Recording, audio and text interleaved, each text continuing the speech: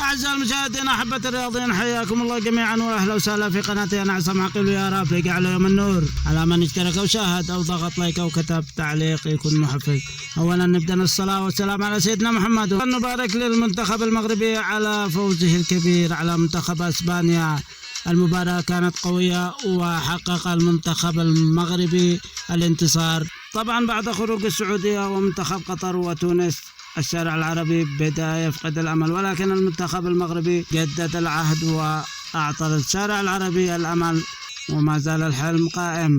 السؤال هنا: هل سيكمل منتخب المغرب حلم العرب أم سيتوقف عند محطة البرتغال؟ طبعا المباراة القادمة بين منتخب البرتغال والمغرب.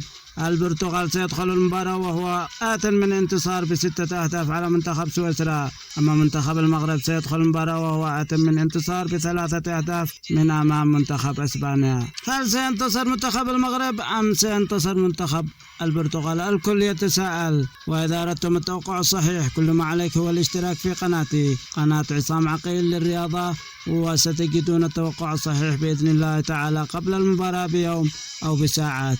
سنتوقع لكم المباراة بإذن الله تعالى، فكونوا على الموعد، وإلى اللقاء.